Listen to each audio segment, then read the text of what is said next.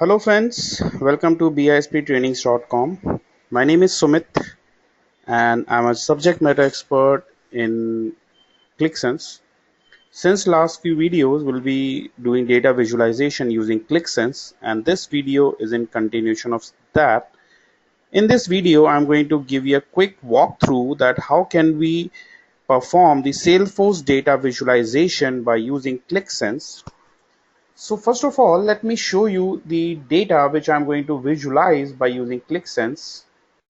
So I've got a sales application in my Salesforce, and within sales application, I have got opportunities, and I'm going to visualize this opportunity records. I would like to find out that how many opportunities are still open, or how many orders we have been cracked, what will be the total revenue have been generated from those opportunities. So these all are my requirements. So I would like to visualize my requirement by using Qliksense. So let's have a look how can we pull the data from Salesforce into Qliksense, and we'll do the data visualization. So I switch to Qliksense now, and in Qliksense, first of all, I'm going to create a new app. So I click on create new app and I give name as BISP test app. Create this, and so it will create a new BISP test app here. So I click on open app to add the data into it. So the in next screen, first of all, we need to add the data. So I click on add data. So I click on add data. As soon as I click on add data, I'll get the various different connectors which will be useful for me, or which can help me to get the data from various data sources or from different data sources. And if you look carefully, we are getting one Salesforce option here.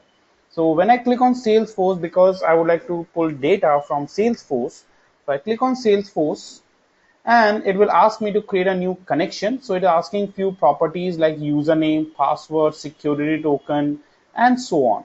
So I provide my past username. My username is, this username will be your Salesforce credential username. So I give sumit.bisp@bisp.com, password.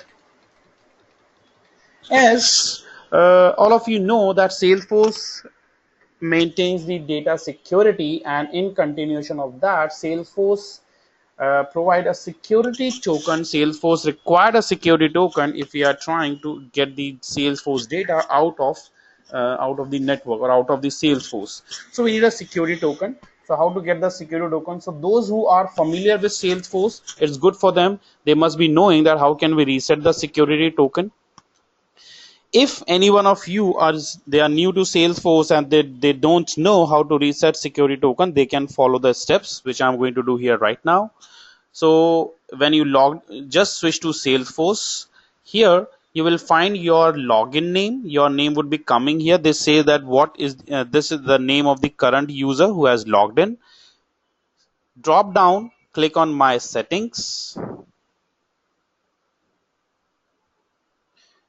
click on personal, expand it, and there you will get an option reset my security token. So I click on reset my security token, and I click reset security token. When I click reset security token, it says that they have sent the security token on the registered mail ID, and that's the mail ID. That's my registered mail ID, which I have provided while registering on this account and this developer account. So I have received a security token on my mailbox. So I copy the security token from here and paste it over here as required. URL is optional, so I'm not going to provide any URL right now. And bulk API. Name is optional, so name I'll say Salesforce connection, and click next. So it may take some time to build a connection with the Salesforce by using the details, by using your account properties which you have provided here. And once the connection is successful, it will give a it will display the next screen where it will be going to show us it will display all the tables. So you can see these are all the tables which are available within Salesforce. But because I'm interested only in opportunities, so I look for opportunities and click on opportunity. I select opportunity and it will display all the fields which are available within opportunities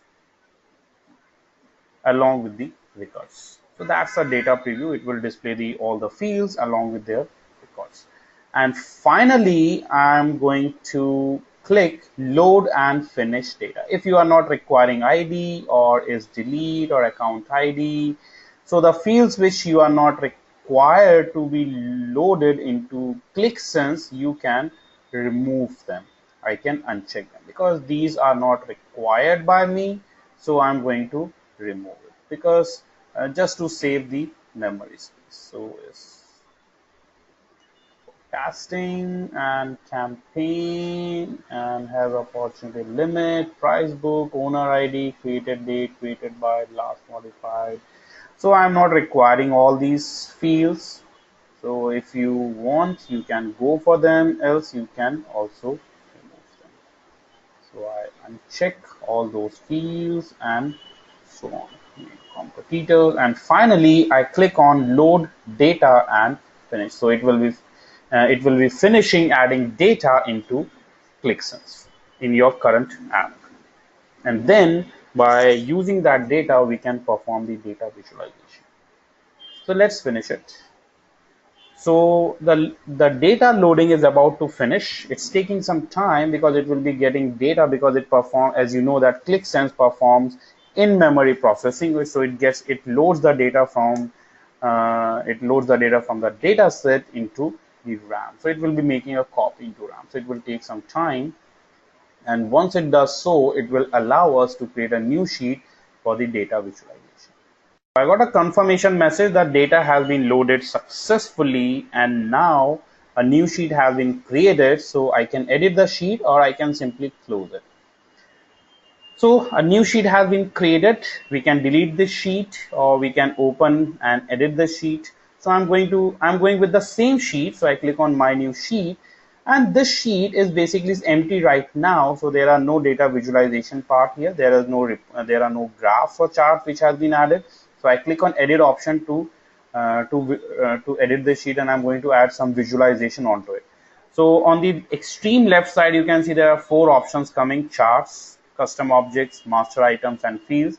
If you click on charts, so it will display all the charts which are available with Qliksense. Then we have custom objects. So there are no items right now.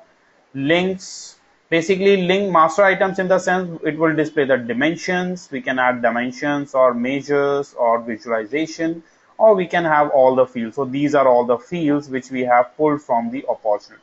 So first of all, I select chart and I add a bar chart, drag and drop the bar chart on this blank area on this canvas. And now I need to add dimension and measure. So to add dimension, I can click on dimension. I would like to see the total revenue has been generated by opportunity according to opportunity. So my dimension will be name of the opportunity and the measures on which we can perform calculations or we can apply aggregation functions that comes under measures, which can be measures. So I select amount as total sum of amount. So you can see it will give me a quick data visualization here in the form of a bar chart, and that's a major sum of amount. If you want to add any alternative measures, we can do that. Sorting can be performed by sum of amount or by name. So I want to I want to do the sorting based according to name. So I'm going to close this and the sorting will be done uh, based on amount, something like this, right? So it's auto right now. And data, we can look at the data, we can add more dimensions onto it from here. And if we want to change the appearance, we can do that by clicking on appearance bar, appearance tab, and from here we can change the journal. So I'll say opportunity. uh, I'll give a title to this total or revenue by opportunity name, that's a subtitle. Any footnote you want to add. Presentation style can be changed. We can change the you can apply any expression here if you want. Presentation, what would be the presentation, horizontal or vertical? So I'll go with the horizontal. That looks a little attractive. Color and legend, so instead of auto, I'm going to set as multicolor by dimension, and I got a multicolor. I got a chart with bar chart with the multicolor dimensions. Persistent color is terms, if we select any specific field, so the color will not change, the color will remain same.